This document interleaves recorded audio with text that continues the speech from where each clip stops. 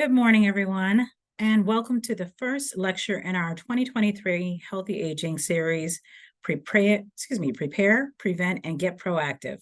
My name is Angela Bingham, and I am the director of the Osher Lifelong Learning Institute, also known as OLLI.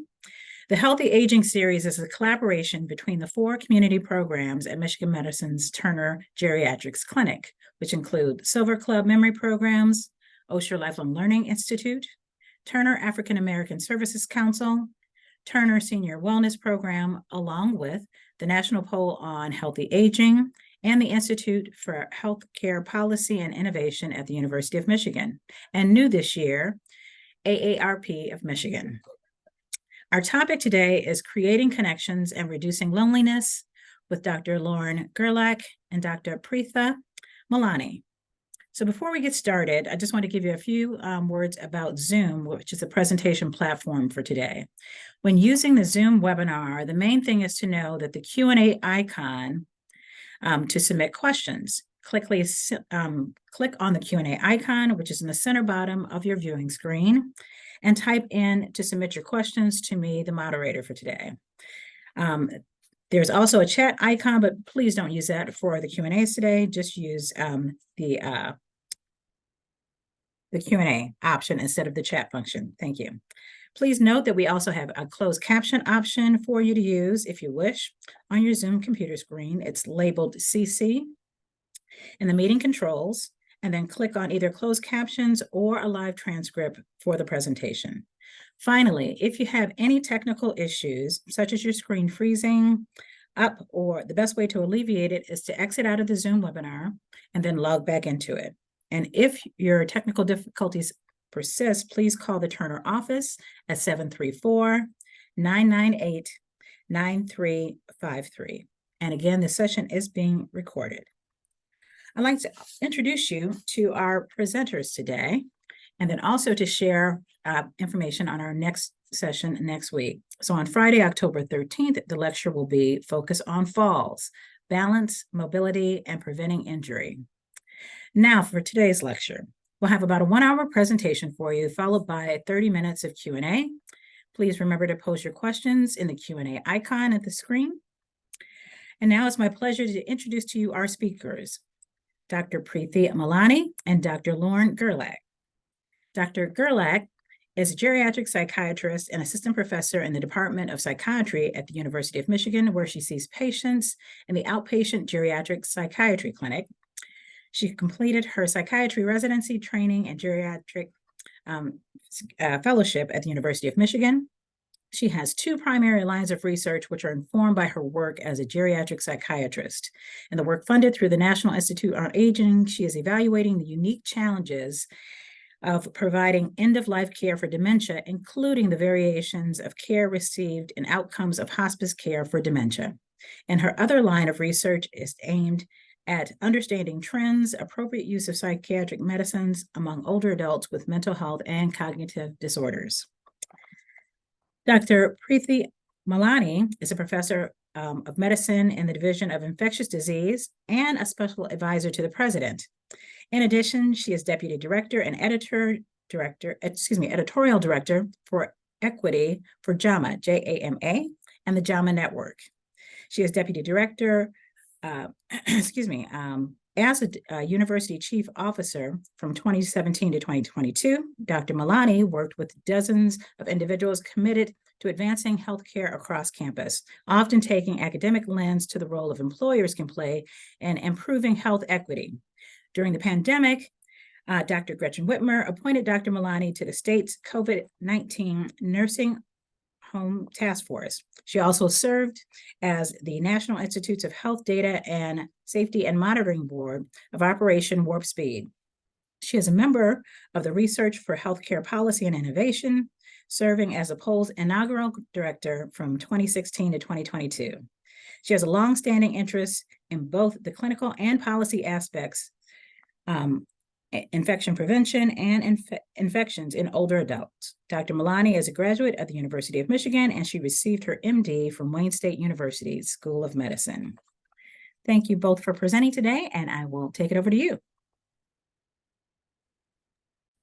Great. Let me just share my screen and we can go ahead and get started.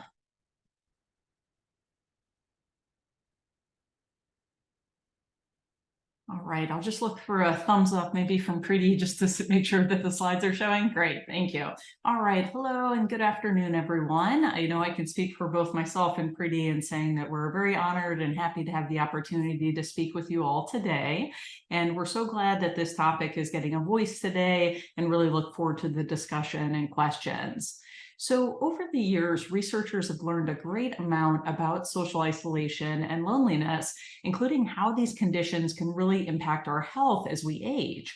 We also know a lot more about how we can take steps to be more connected as we all age. Now, both social isolation and loneliness have always been topics of concern, especially with aging. But these conditions have really amplified in importance in the setting of the COVID-19 pandemic. And I'm sure many of us, all of us, have experienced tremendous changes and challenges that we faced during the pandemic and beyond. And this topic has received great recognition. So the US Surgeon General has identified social isolation and loneliness as a public health crisis that can have a huge impact on our health.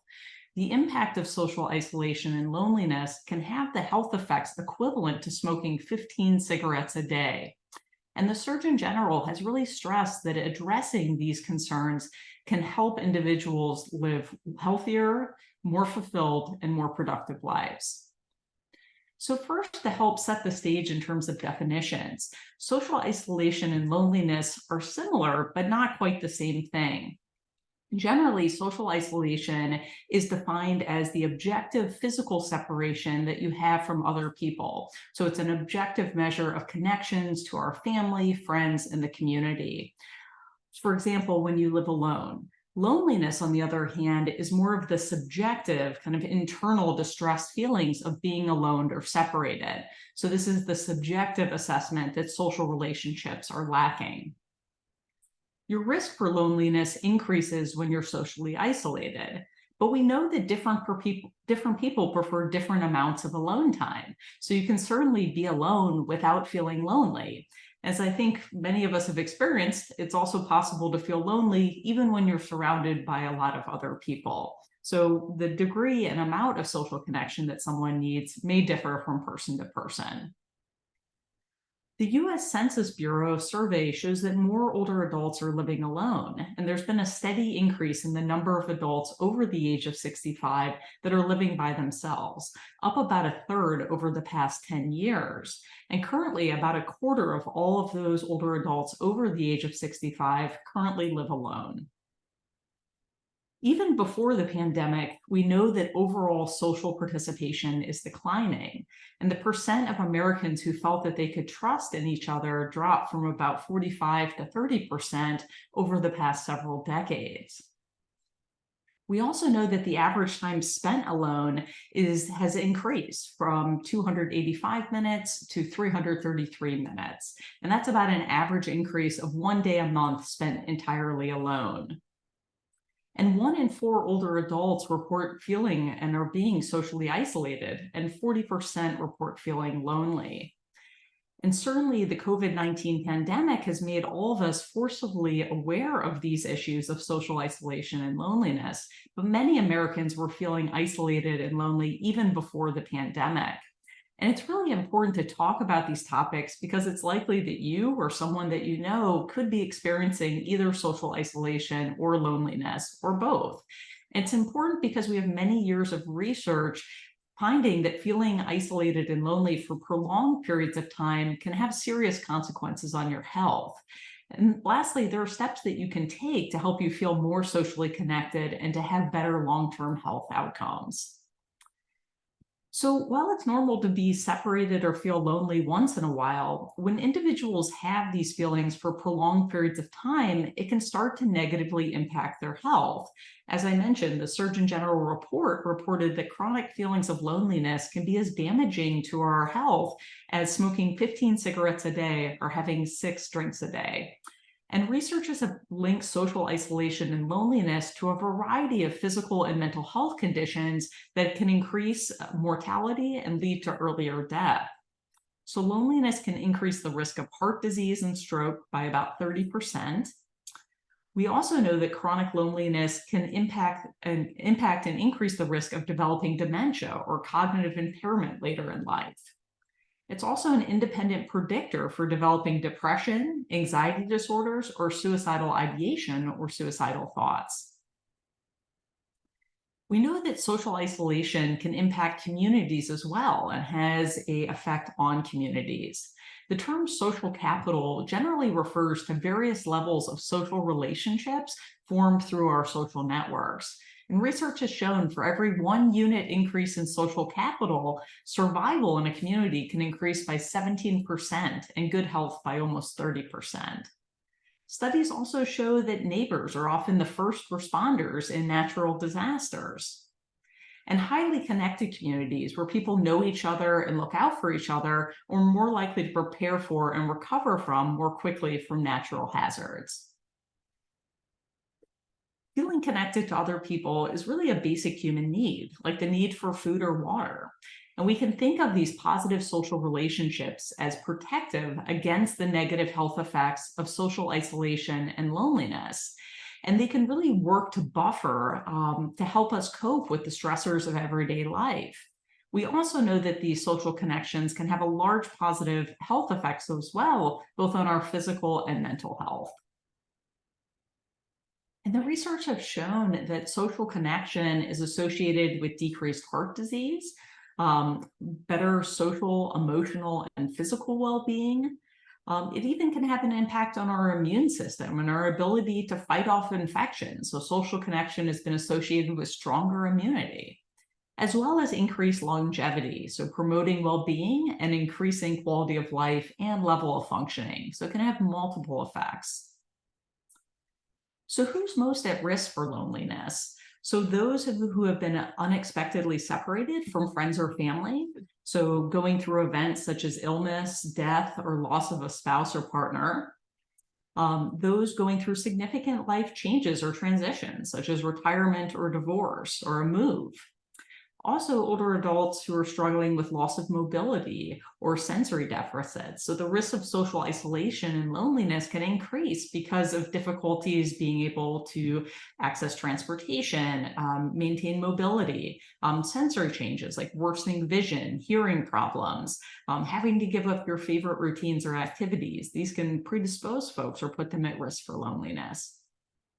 So what can we do to protect ourselves from the effects of loneliness? And there are many ways that people can find connections and reduce these feelings of loneliness and isolation.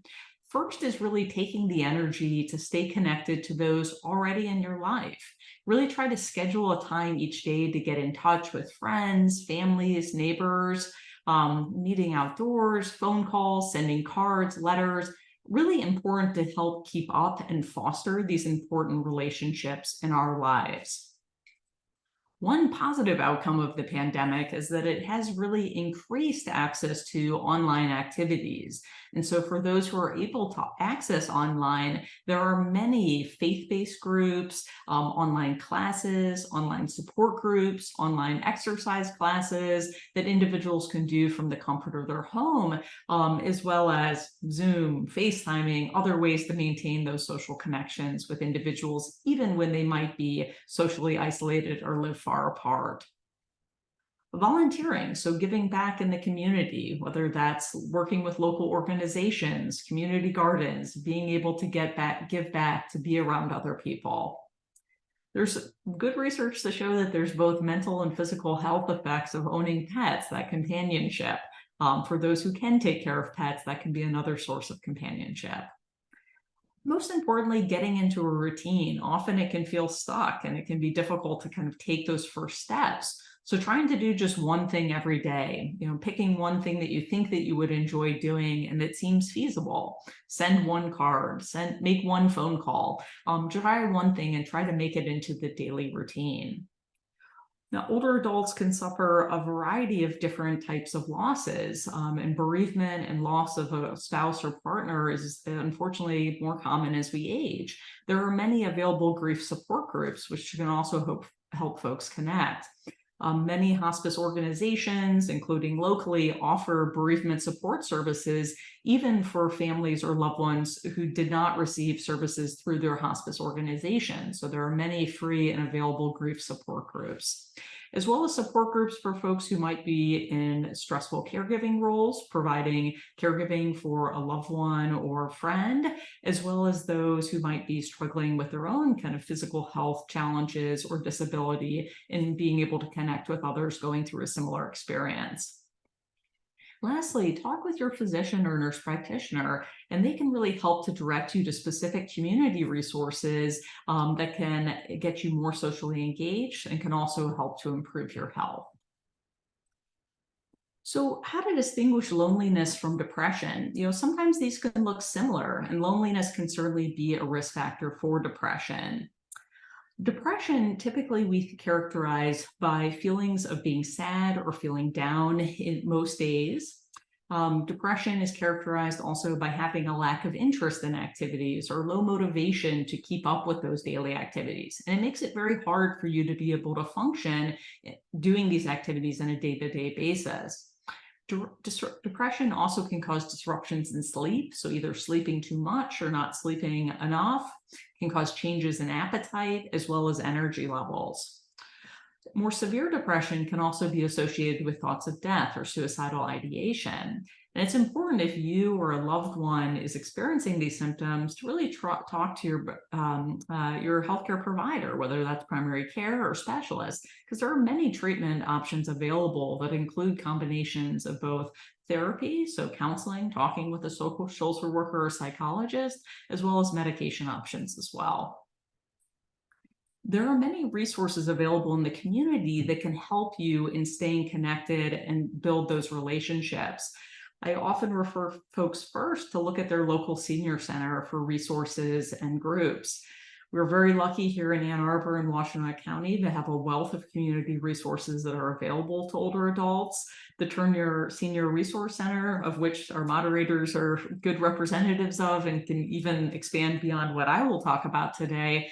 But there's a whole host of wonderful programming that really serves to help build the connections and community here for older adults. I'll highlight some of the programs available at the Turner Senior Resource Center.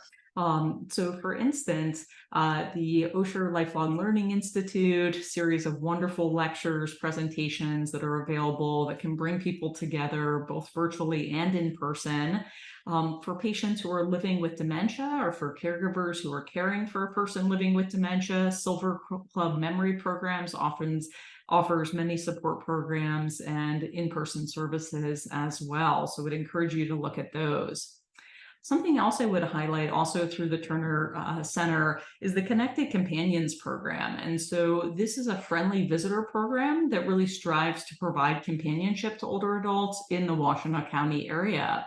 And there are both opportunities to volunteer as a friendly visitor, which could include phone calls or meeting in person to provide companionship to an older adult, as well as opportunities for those who are feeling socially isolated or lonely to make connections with others in the community. Our local library and district library also has great resources on local activities, lectures, and ways to be connected as well. I also often recommend that folks look into their local area agency on aging, and there's additional resources that can be found through this organization as well.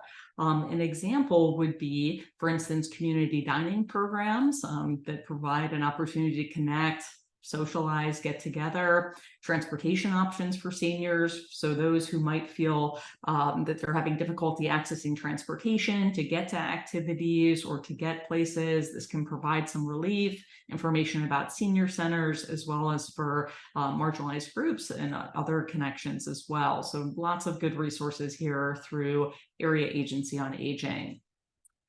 Also, I'd be remiss if I didn't mention the resources available through AARP. And one thing in particular that I find helpful, and I think many individuals can find helpful as well, is what we call boosters for joy. So during and born out of the pandemic, AARP put together a wonderful extensive list of ways that folks can find joy and find connection even when being physically separated from others.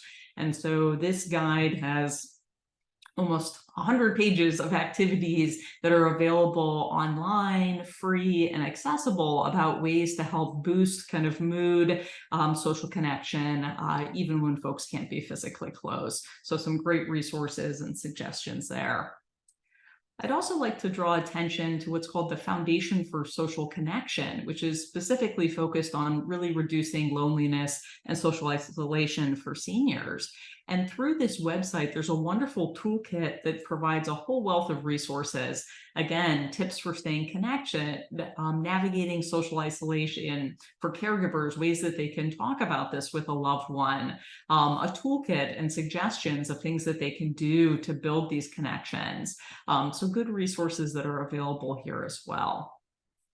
All right, so I'll hand the presentation over to Preeti at this point. Yeah, thank you so much, Lauren. Dr. Gerlach really set us up very well.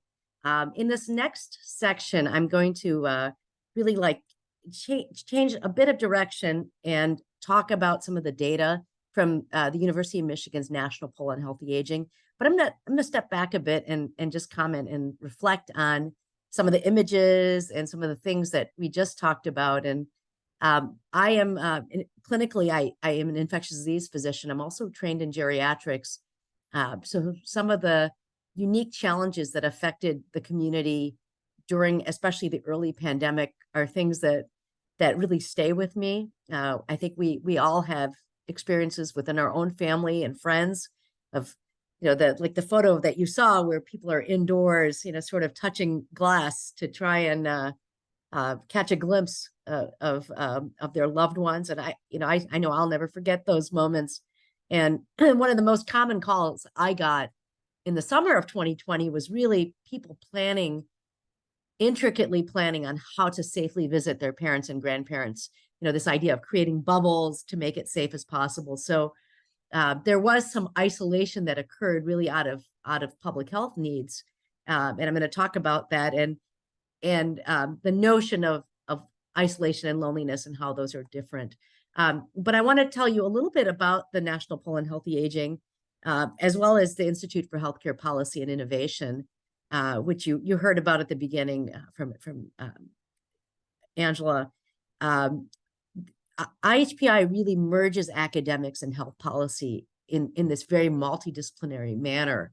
And Dr. Gerlach and I are one of, or two of about 600 faculty members, really across 18 schools and colleges, not just Ann Arbor, but Flint, Dearborn campuses, and really working on all aspects of health policy. And about 8 years ago, the leadership at IHPI made a very intentional decision to try to focus on aging as a topic of great interest. And of course, this population is vital to any discussion of health policy, particularly the changing business of health. And I don't need to tell anyone, the older adults, they consume a disproportionate amount of healthcare resources, including Medicare dollars. So there's a lot of interest for policymakers, as well as clinicians, and of course, friends, family, and older adults themselves. And for the purposes of the poll, we're talking about age 50 to 80 of people in the community. So not just aging, but pre-aging, and the idea of what are people thinking about? And the poll really grew out of a desire to better understand the day-to-day lives of older adults in the US and really hear about the issues that matter to them the most. And briefly, this is a nationally representative recurring survey on issues of health, healthcare, health policy. And I mentioned the target audience of 50 to 80. That sample not just includes sort of aging and pre-aging, but caregivers. And I think that's also a very important aspect of this. And when we're talking about social isolation and loneliness and the role of caregivers, you have to think about that.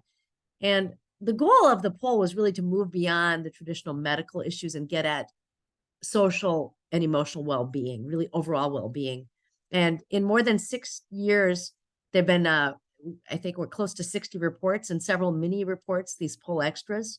And I do want to mention the work is sponsored very generously by both Michigan Medicine as well as AARP, the National AARP Research Office. And they're not just our sponsors, but they're really an extension of our family.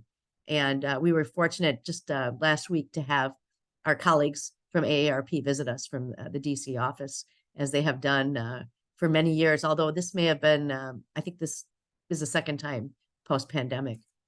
So speaking of the pandemic, this has been an extraordinarily difficult time.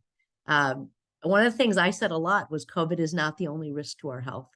And older adults in particular were simply taken out of circulation.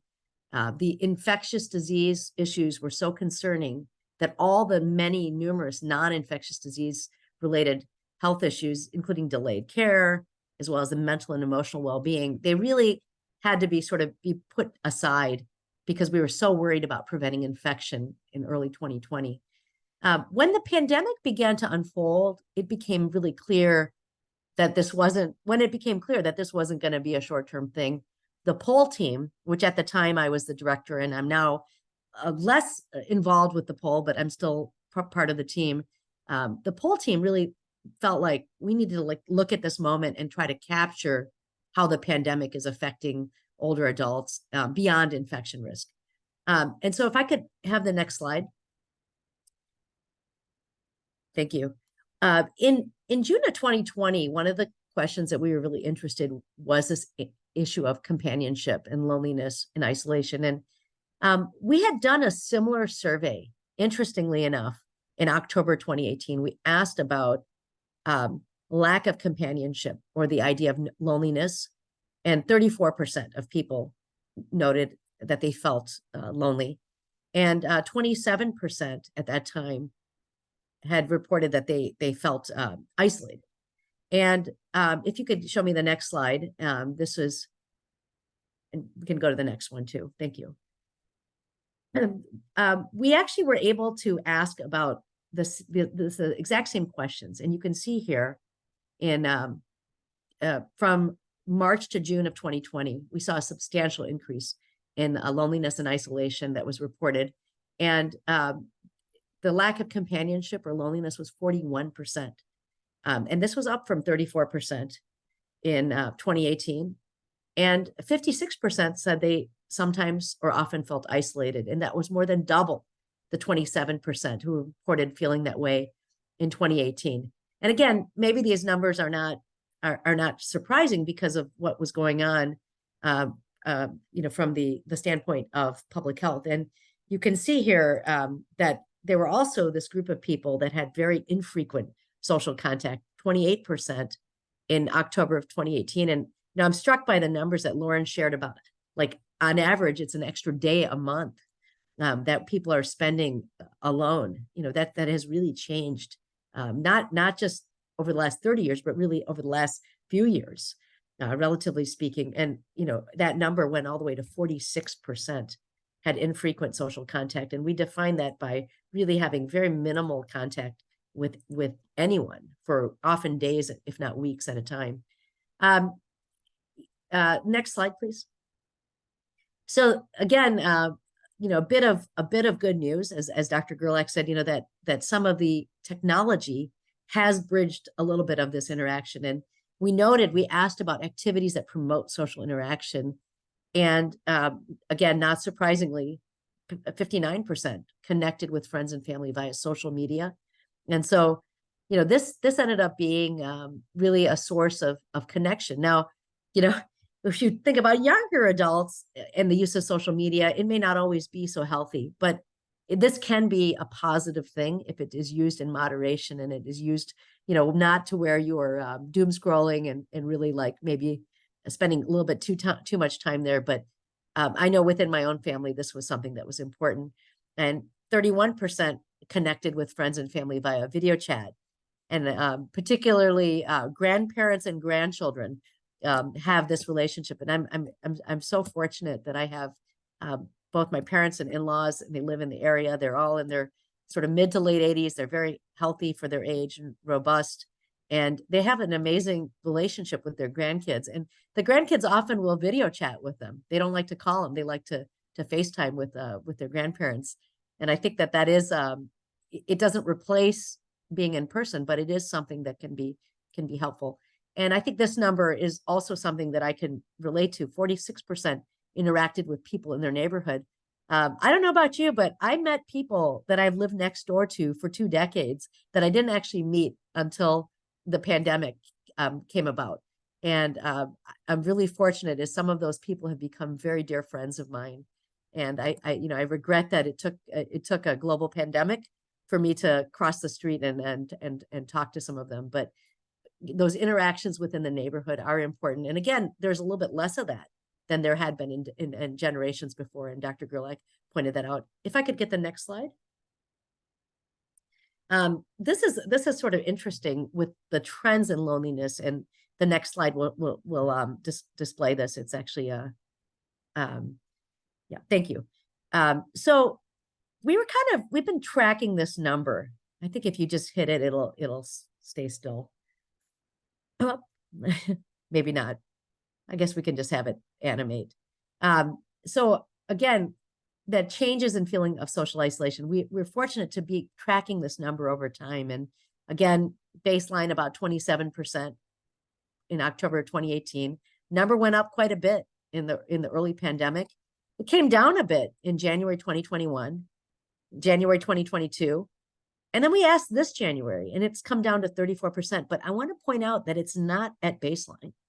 And I think that's a really important take home. And again, this is one poll. It is nationally representative. But to me, that number is really concerning, that we have not gotten back to where we were in 2018. And I suspect that these numbers are accurate. And I want all of us to sort of carry them forward, that even though so many things have gotten better and have gone, quote, back to normal, there are still individuals who are not where they were in terms of loneliness. Next slide, please. So I want to talk a little bit about mental health. And again, this is Dr. Gerlach is an expert in this, as a geriatric psychiatrist, and is thinking about all these things. And we also asked older adults about their mental health. And, let's be honest, the COVID-19 pandemic has been terrible for mental health, including older adults. But, we hear a lot about the effects on young kids, on parents, on, people who have young children. It's really been terrible for all of us. And in January 2021, we asked 50 to 80-year-olds about their mental health and the effect of the pandemic. If I could get the next slide. And you can see here that people reported that things were in fact worse. 28% reported they had worse anxiety or worry. And this was, again, January 2021. 19% had worse sleep. And we know that sleep and health are so closely linked. And when you don't sleep well, it's really hard to thrive. And 19% had worse depression or sadness. If I could have the next slide. I think, again, there's some important numbers here. 87% of the 50 to 80-year-olds said that they felt comfortable talking about their mental health. And I think this is an important message for all of us. One is that, we shouldn't feel like we can't talk about mental health. We should. Mental health is health. And in fact, 19% had discussed mental health with their primary care provider, and 10% had met with a mental health professional.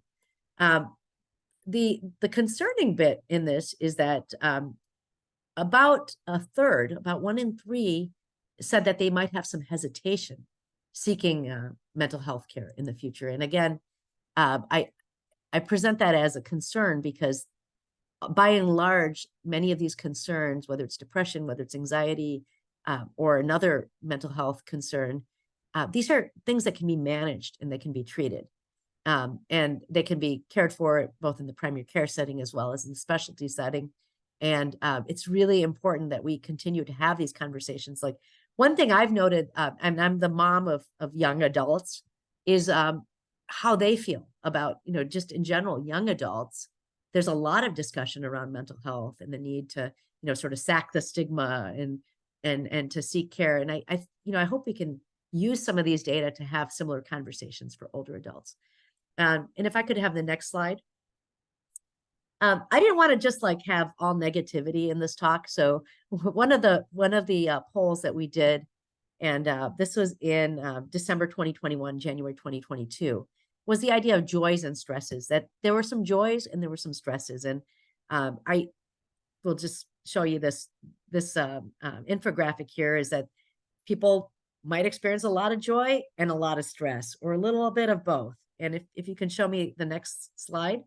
There were a number of things that brought joy to people during the pandemic. Being outdoors, 87% of people said that that was something that brought them joy. And, those of us who are those people who are joining us from Michigan, this is, you can't always get outdoors here, but you can. And it's a beautiful day in Ann Arbor today. And it is a good day to be outside. Physical activity is also something that brought joy. And again, people may have different abilities to engage, but finding inclusive activities to be active. Hobbies and skills and projects, 72%. Being alone, 58%. And again, Dr. Gerlach, you mentioned alone time. And to me, it's that idea of solitude. Not being alone doesn't always mean that you are lonely. In fact, some people really relish that time. And I think we all need a certain amount of alone time. And then pets. 56% of people said the pets were something that brought them joy. And I just wanted to touch on that because it was also something that came up in the earlier comments, the idea of pets as not as a cure-all for loneliness, but I will say in my own family, the pandemic dog that we happened to get was one of the things that helped us connect with a lot of neighbors. And we actually had asked about pets and health. Can I get the next slide? Back before the pandemic, and this is from April 2019, we asked people about the health benefits of pets. And again, not to suggest that everyone should go out and get a pet, because of course there's expense, there's a lot of work, they may need to be walked, you can't get up and travel. Like pets can also bring a lot of responsibilities, but 79% of people who had pets, who owned pets, said that the pets helped reduce their stress. And again, we were focused on dogs and cats primarily. 65% reported that the pets helped them connect with others. 73% said that the pets provided them with a sense of purpose, and 64% can be physically active. So I think that's a pretty good,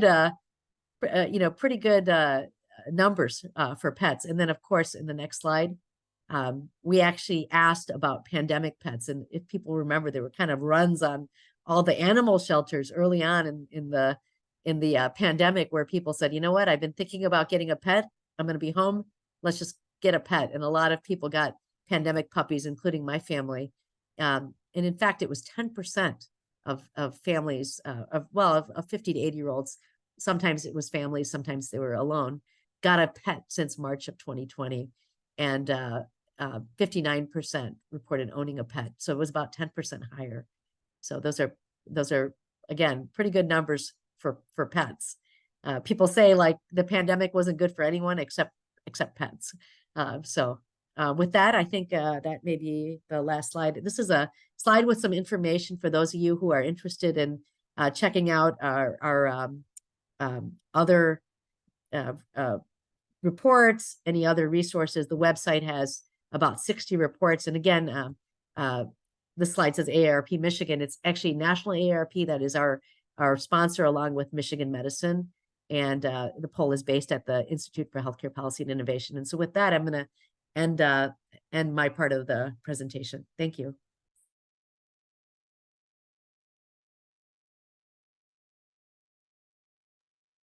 Thank you both.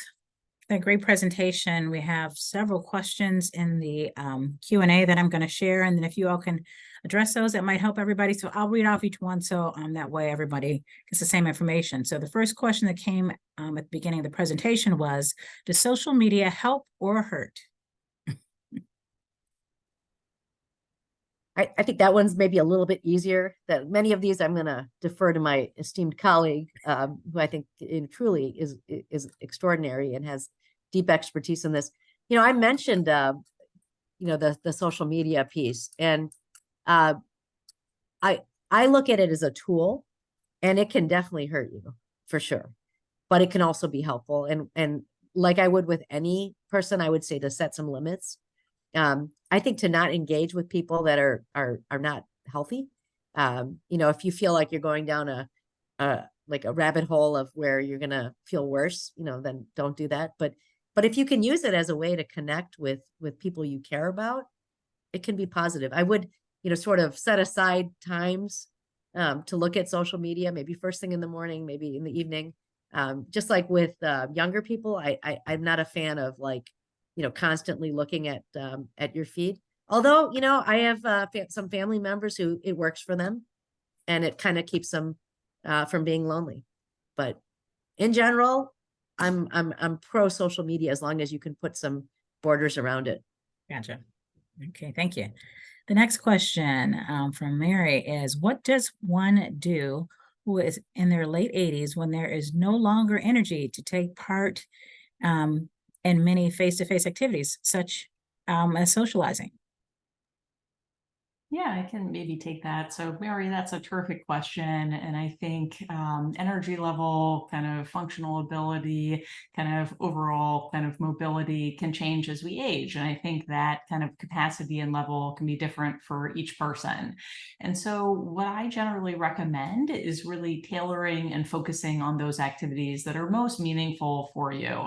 And so, really trying to prioritize the things that are going to give you the most meaning and joy, and putting your effort and focus into that. So not trying to overcommit yourself, but trying to think about what are one or two of those really important kind of social activities or interactions that I know that I want to be part of, and trying to prioritize doing those, and knowing that it's okay to say no to some of the other things. Also, for folks who might be experiencing fatigue, low energy, difficulty with mobility, getting out of the house, those social interactions can also come by telephone, by video messaging. I think Preeti shared kind of a very nice story about kind of her kids connecting with her grandparents in that way, trying to prioritize kind of what those connections are that mean the most, that give you the most satisfaction, and trying to put kind of energy, time, and focus into those activities.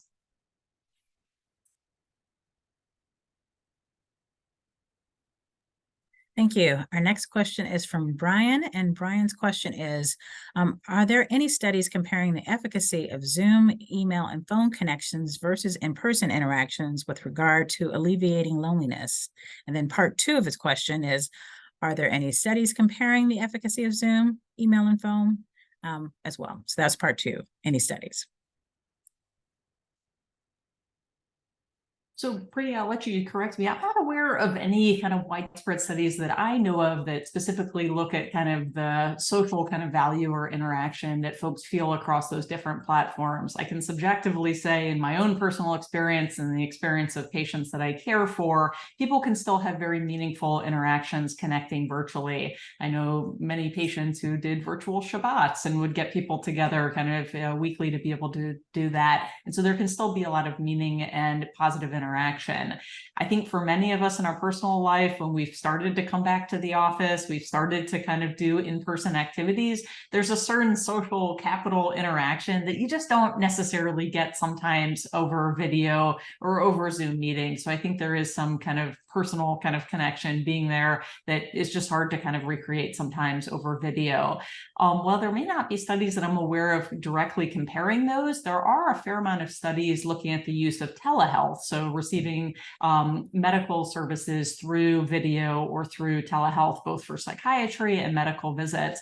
And those studies, specifically looking at older adults and in my field in psychiatry, show that kind of the benefit and kind of satisfaction that folks have is very close to in-person visits. And for some individuals who are traveling hundreds of miles to come see us, who perhaps live in assisted living or nursing homes, or have difficulty with transportation or mobility, many find that this is a helpful substitute or addition to be able to have different ways to be able to attend medical appointments.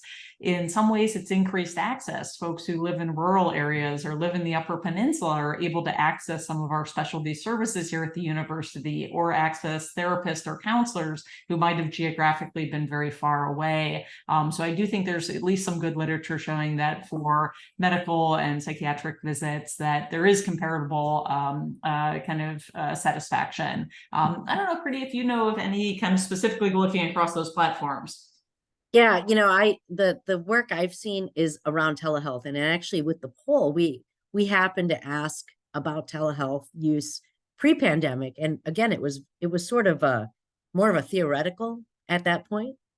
Very few people had used telehealth, probably outside of mental health, which is where it was sort of being used, more widely. And then on a moment's notice, all of a sudden, a quarter of people had reported having those type of interactions. And one of the things that strikes me is some of the difficulties people had. Sometimes they couldn't hear.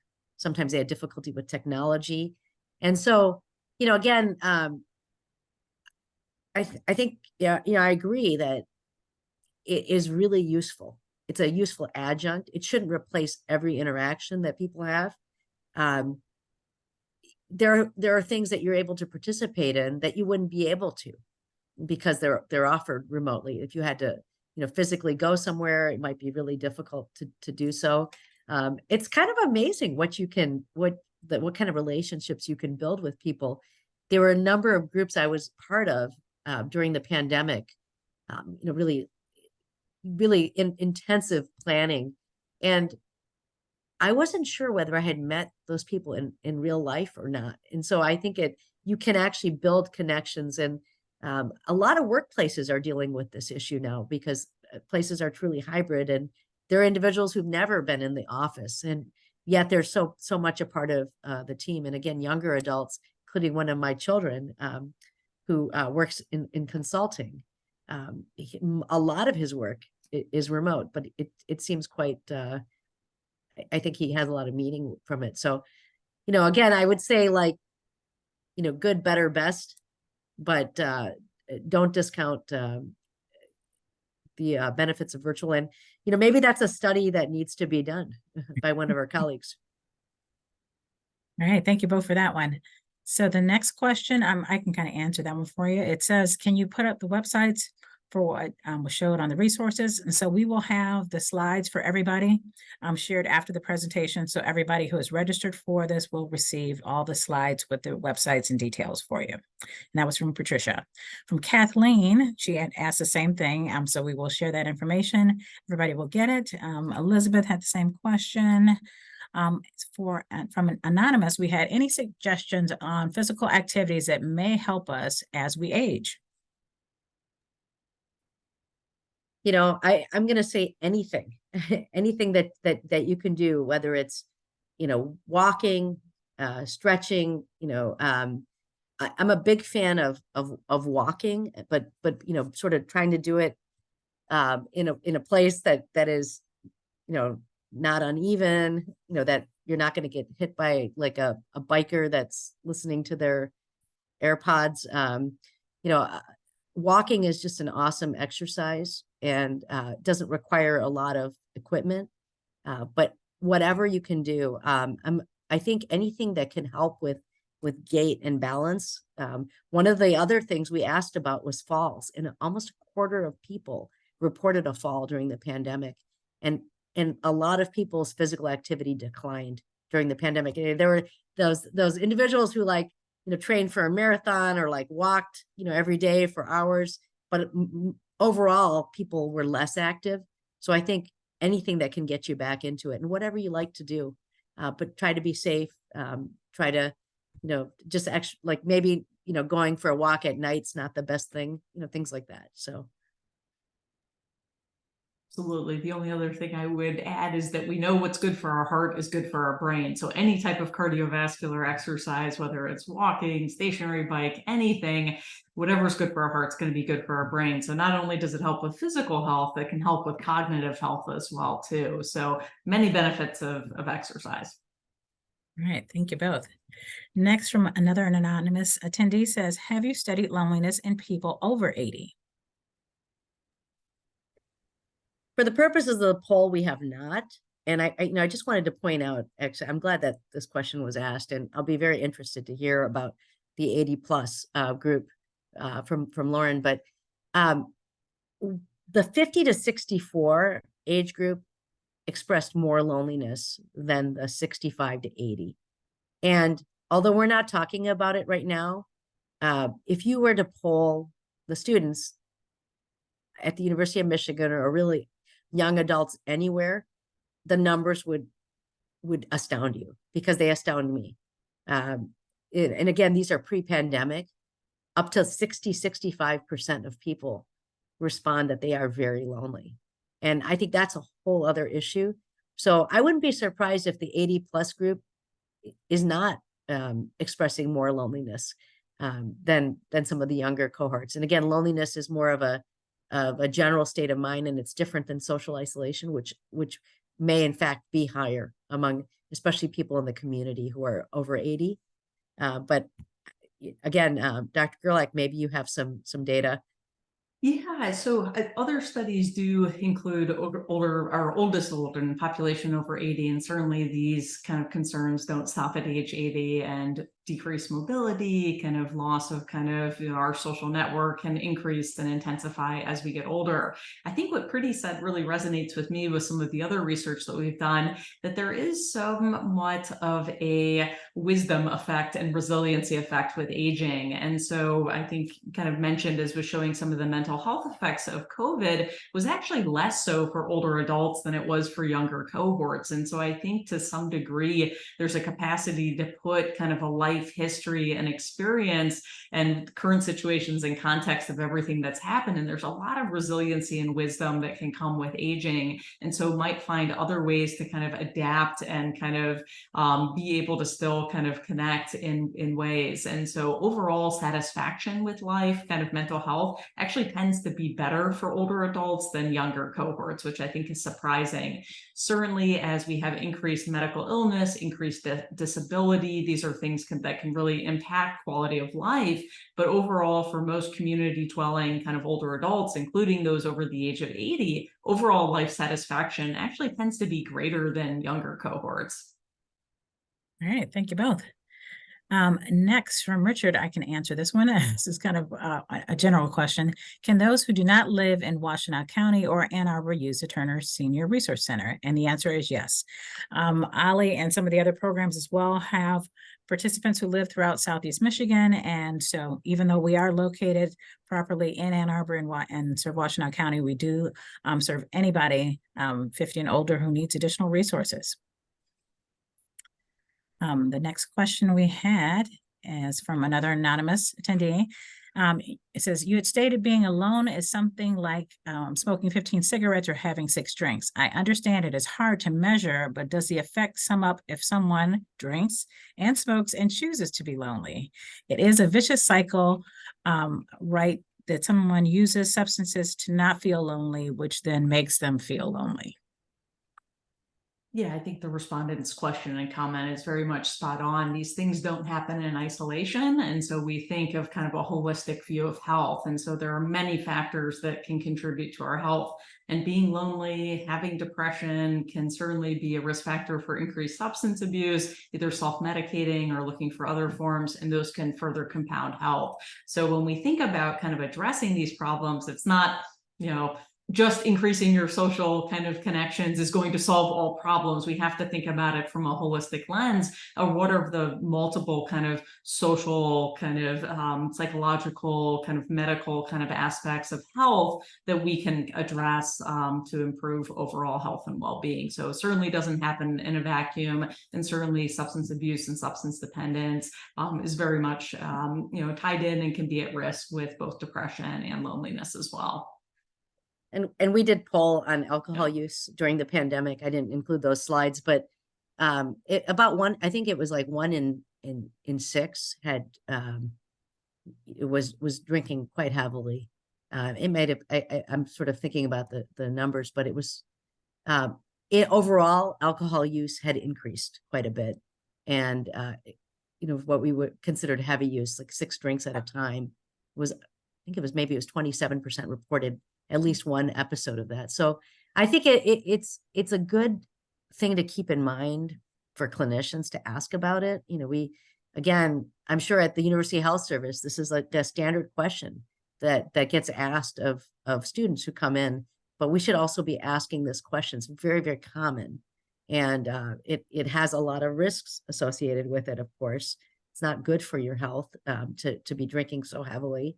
That said, alcohol has social benefits also, and sometimes people want to get together, and alcohol can be a healthy part of that kind of connecting. So remember to ask our friends and family too about alcohol use, and be aware of unhealthy use.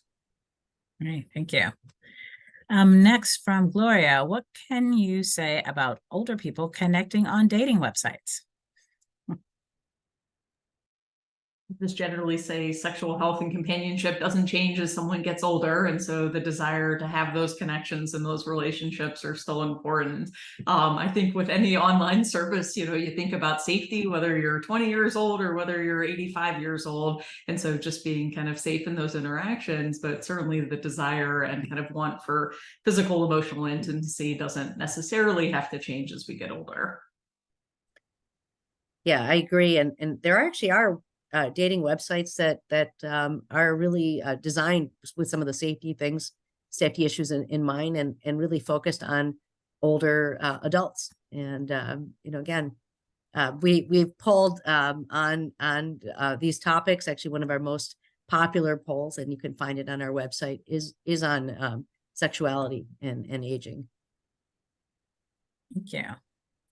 Next question from another anonymous attendee says, would you please elaborate on what is available to seniors in the way of continuing education?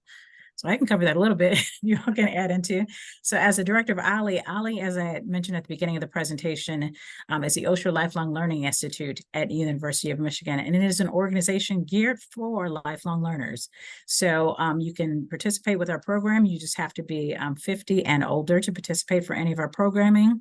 It is a membership organization, and we offer classes from lectures at Washtenaw Community College that are also streamed. So even if you're not local, you can take advantage of those. We offer small study groups that are either in person, hybrid, or on Zoom. We also offer evening programming for those individuals who are still working, called Evenings with Ali. It's at the Kellogg Eye Center. So it's a great opportunity to get together and have that social. We actually have like a 30 minutes of networking and meet and greet before we do that hour presentation, and then a Q&A. And then we even have some travel programs. So we have some virtual travel programs with Ali out of town, as well as in person. So this month in particular, we have an overnight trip to Stratford in Canada. So we have some shared interest groups, but they're smaller groups for people who've really if it's a certain subject that really enjoy, they can take advantage of that. And then we have a wide range of programming. And then if Lauren and Preeta, if you want to share anything else for them for continuing education. You mentioned, I'll maybe just put a plug for something, my father-in-law and family have found very interesting, through the university here in Ann Arbor. We're lucky to have such wonderful community education programs. There's something called Saturday Morning Physics. I mean, there's just any interest that you have, there's wonderful community programs to get involved with. Through the Ann Arbor District Library, they often have a list of kind of community lectures, both virtual and in person, that people might choose to get involved with. But we are lucky to be in a community where there's such a wonderful wealth of both kind of cultural, social, and educational options available as well. Yeah, I would just add that in some ways the pandemic sort of helped democratize some of this, like access to performances, access to art, and that hasn't stopped, which is nice, even though things have gone back to where, if you think back to early 2020, the idea of like, how are you going to put thousands of people in an auditorium, that just was difficult to think about. But they've continued some of the live streaming, and really any topic that you can think of, Coursera, these online MOOCs, there are a lot of resources. And I think there are ways too, if you have lower vision, if you prefer to listen, depending on how you learn, there's different options available. And then I also wanted to share with everybody, the other community programs here also offer great programming. So the Turner Senior Resource Center has computer classes. They have classes about, learning how to use your cell phone. They have cooking classes here as well. So you have some mobility, yoga, and meditation classes. And so the Turner Senior Resource Center has additional resources. Also, the Turner African American Services Council offers some great programming as well on continuing education about helping them understanding the disparities and opportunities that are available for those underserved communities throughout Washtenaw County. The next question, website suggested, would you like them in print? So like I said, we will have all the website information for all the different programs, share it with everybody at the completion of the program, and then also everybody will have access to the recording later on. The next question from Anonymous: in the last few years, friends have died or are getting sick as we age. How does one cope with the decline of your close companions? Yeah, I would say there are many losses that we experience as we age. And one of the most common things that I hear as distressing for my own family members and for patients that I care for are just the cumulative losses of those kind of close to us in our family, friends, and social network. And that, I think, acknowledging that grieving process and that loss is distressing and is something that many people commonly experience. I will put a plug for the wonderful bereavement support services available through some of the local hospice organizations. So Arbor Hospice in particular has a wonderful bereavement and grief support services that are available for individuals, even if their loved one or significant other did not receive services through Arbor Hospice. And there's just wonderful support groups. There's groups that are focused on having a meal together. There are groups focused specifically around how do we cope and kind of move on after loss. There are groups specific for older adults, for younger adults. There are groups that involve going with a walk with someone, going on an outing. And so I would just direct people to some of the wonderful and free resources that are available through some of these community health organizations, even if you had no direct kind of contact with their services. And then I know there's one question that we had missed that I want to make sure we cover. It says, why do you cut off at age 80? Many of us older and active, but things seem to end with baby boomers. So that was one of the questions on the study. Yeah, thank you so much for the question. Part of And that it was is from Judy. Yeah, thank you, Judy, for the question. Part of it is a practicality of just making sure that we have a representative sample. And it's not that aging, that people aren't healthy and well into their late 80s, 90s, and beyond, including people in my own family. It is really the focus. We had to choose a group, first of all, that are going to be able to be online, and that you have a large enough number of people that you can pull. And when you get into the late 80s or like 80 and beyond, you just have fewer people. And so some of it is it's just a practical decision versus people in their 50s. And again, there may be topics that are specific where you want to look at people in their late, like 80 and maybe beyond. And there are ways to try and do this, but in general, it's like 50 to 80. Thank you. The next question is from Ruth. I live in a senior community. When the pandemic came, all activities stopped. Several of us residents started doing groups on Zoom, in particular a poetry group that was so successful that it never went back to in person. We could both show the poems on PowerPoint while the person read the poem, and people with hearing problems could hear better. It was a big success and continues weekly. So that she was just giving a comment for her. Our next one is from Patricia. And Patricia says, I am 80 and live in Southgate, Michigan. How do I find a psychologist in my area? Sure, Patricia. So kind of a couple kind of recommendations. First, it's always helpful to talk with your primary care provider, and they may have social workers or case managers available within their clinic who can help you look at your insurance and provide referrals to local providers. Other options include calling the back of your insurance card, and they can give you a list of providers in network. Another website that I commonly refer patients to is called Psychology Today. And on that website, you can type in your local area. You can put in the types of concerns or issues that you'd like help with. If you have preferences for specific types of therapy or kind of other kind of characteristics of the therapist that would be helpful for you, you can put those in. Types of insurance will filter and give you the links to websites, bios of therapists and psychologists available. So those are a couple different resources I'd recommend. Thank you. Next question is from Sylvia. Sylvia says, I get stressed now being around people in a crowd due to health and lack of mask wearing. How do I address this? Yeah, I can try to comment on that. I think it's a common issue that is stressful for people.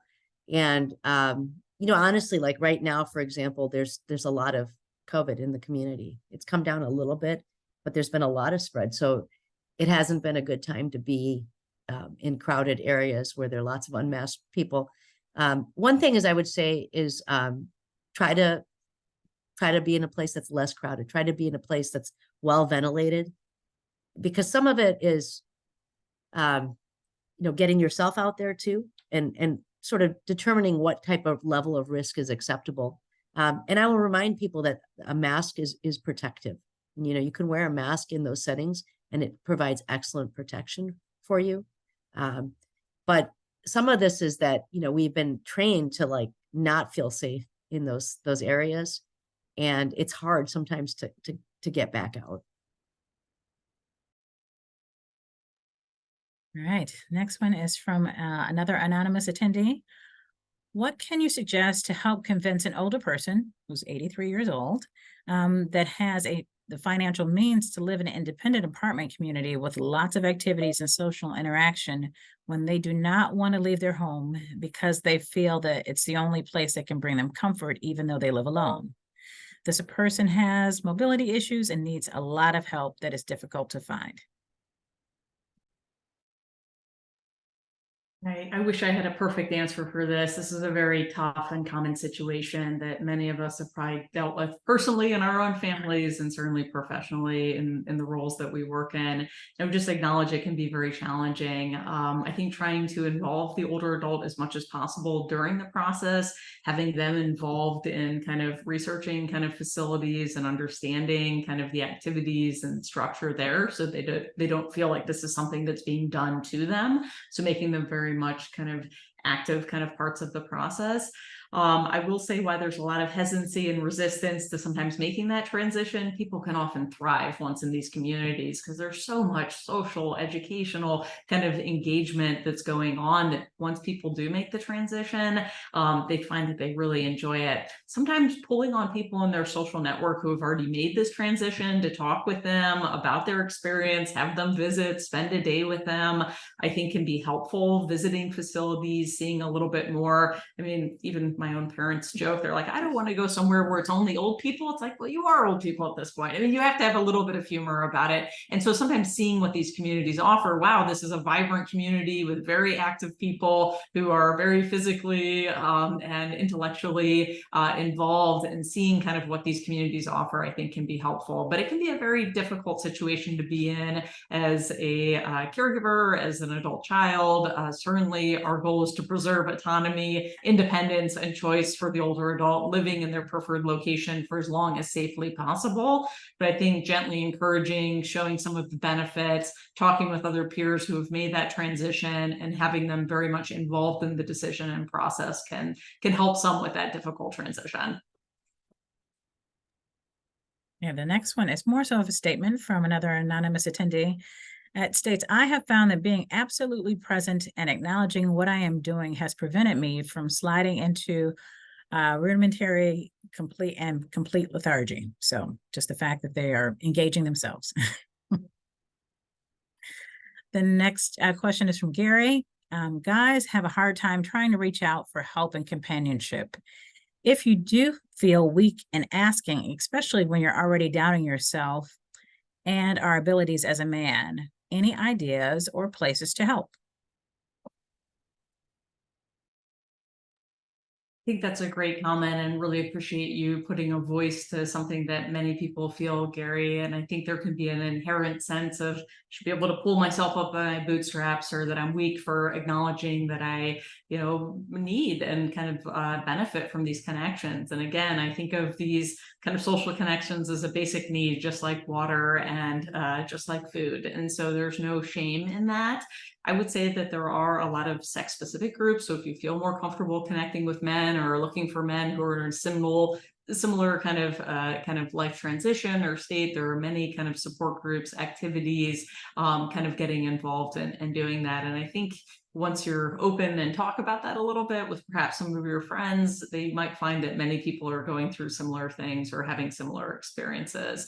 I would just say starting slow, putting yourself out there, getting involved in some of the activities that we talked about today can be kind of a good starting point. If you feel that it's to the point where you feel kind of paralyzed or kind of stuck or having a lot of negative feelings about it, that's where maybe talking with a therapist or counselor or close friend might be kind of a good starting point to kind of, talk about some of those feelings and kind of work through a plan about how you might become more active. All right, the next question is another anonymous attendee.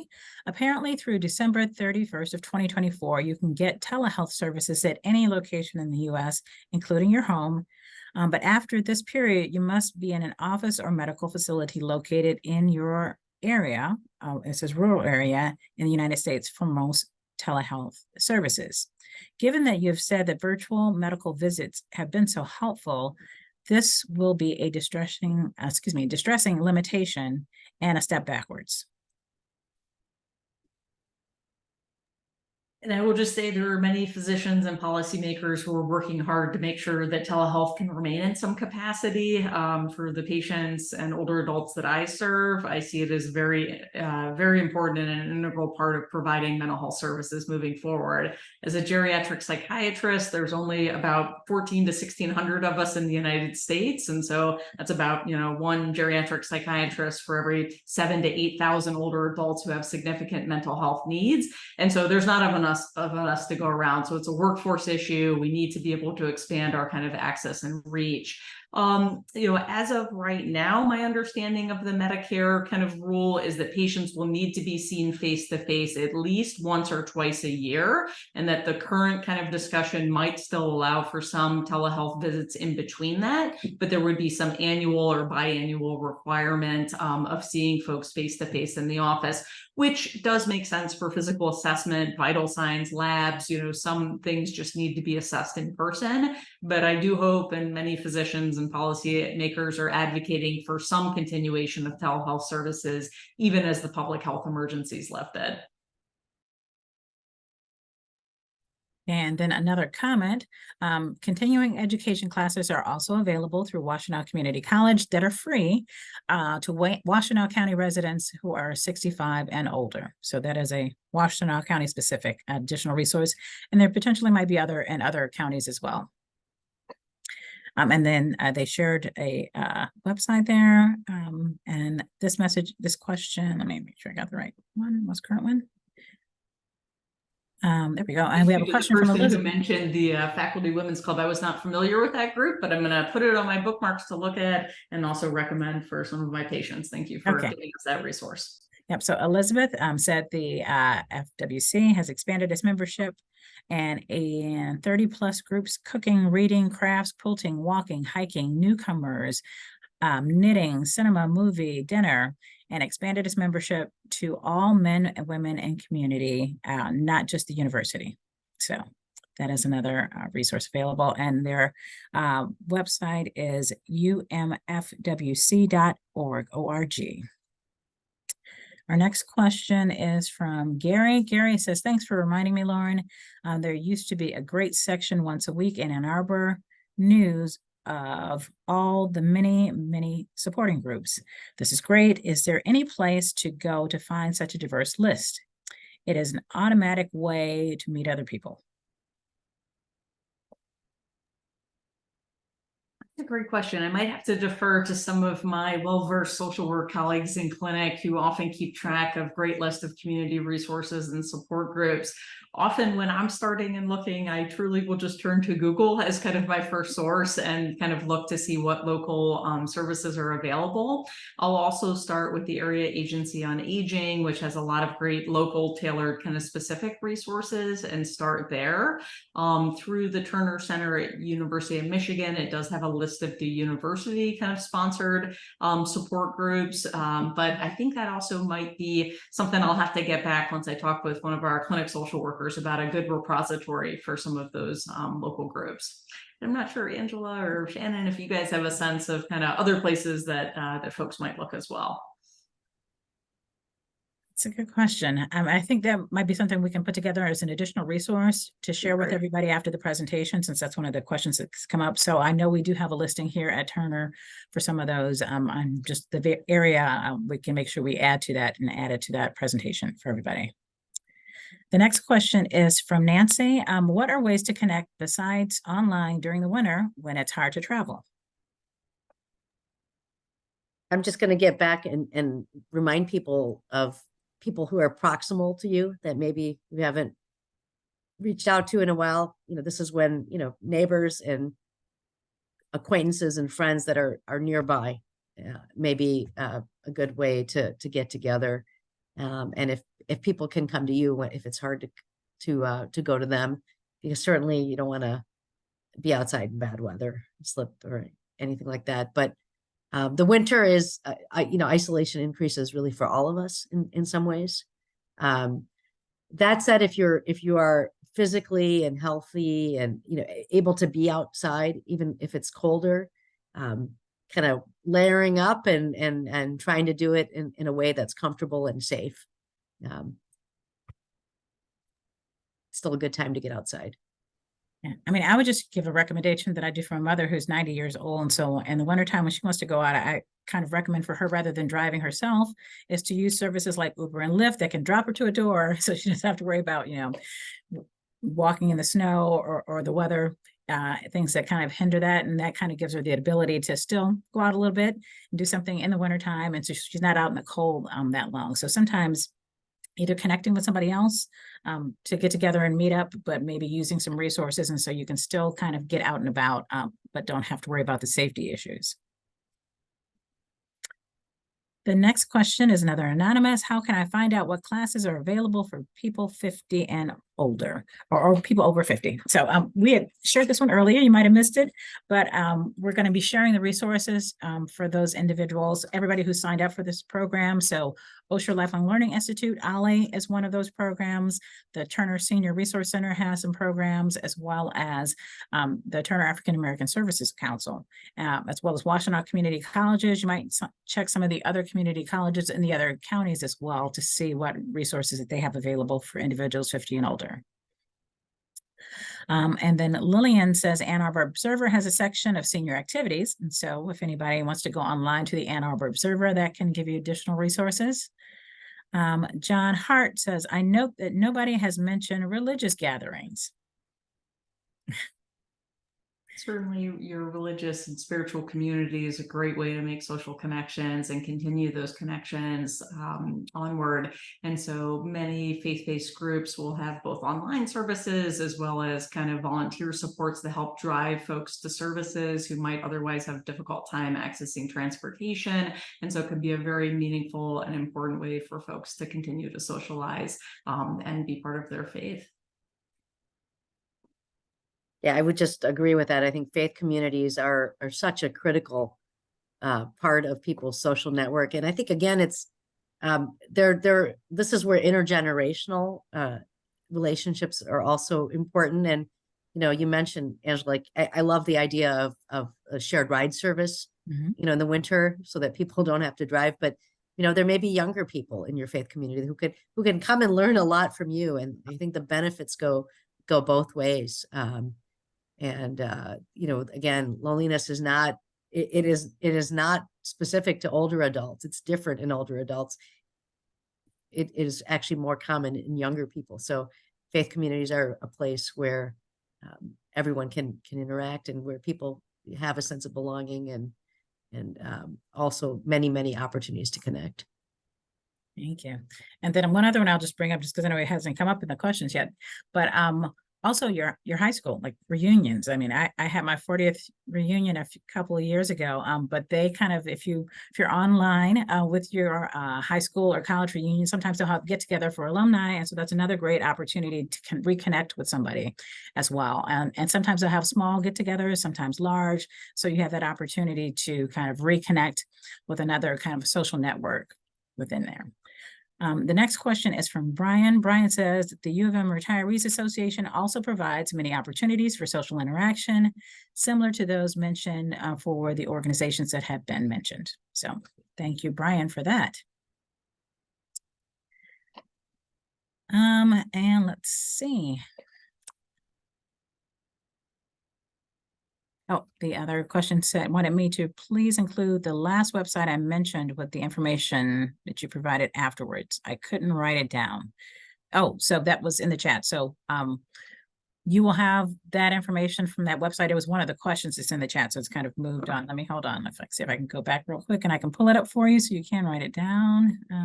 Let's see, where did it go?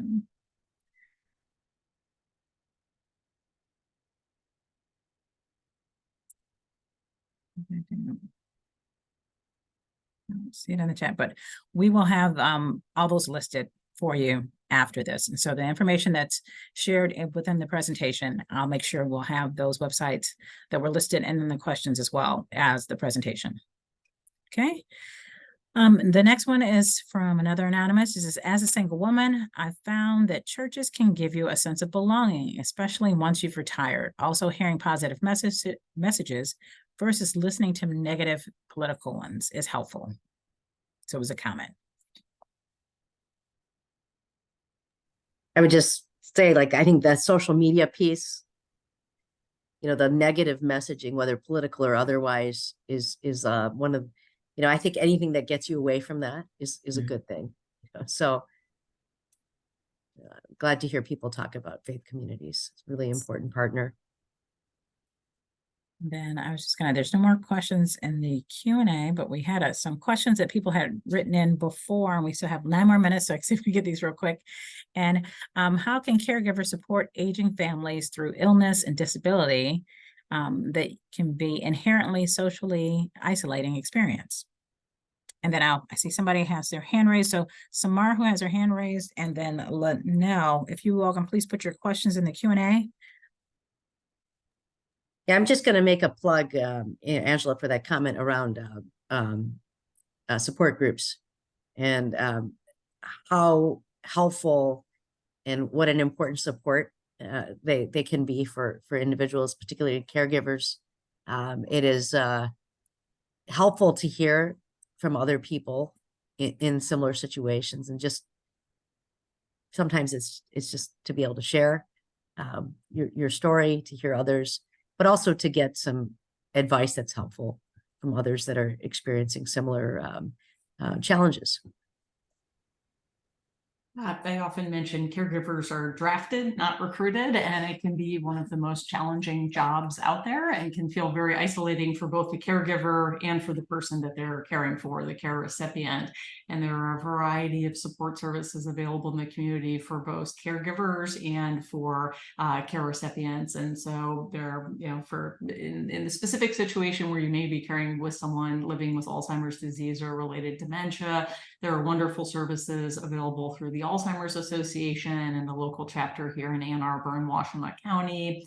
The Area Agency on Aging has terrific support groups for both specific to dementia and non-dementia for helping both caregivers and care recipients. Through the University of Michigan, through the Alzheimer's Disease Research Center, there are support groups for patients themselves who are living with dementia or might be experiencing mild cognitive impairment. There are also national organizations as well. So I would say that please talk with your primary care doctor about some of the concerns that you're having. Their social worker, nurse can help connect you to some of the local resources available.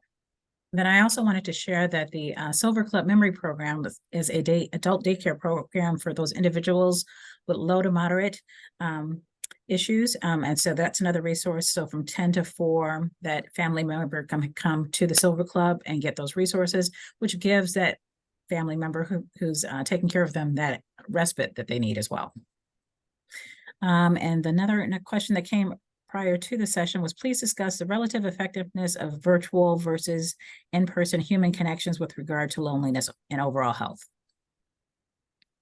We kind of talked a little bit about that kind of with one of the earlier questions. It was asking about kind of Zoom and kind of online kind of connection versus in person, and not aware of any studies that directly kind of compare those, although I think Preeti mentioned might be good for someone in our group to kind of research and look at. Most of the research that we have is focused around telehealth and medical visits that are delivered through video visits and showing kind of good kind of acceptance and satisfaction with those telehealth visits. And then the last question that came prior to was more people are living alone without a spouse or children. How do groups and churches and volunteering help mitigate that loneliness?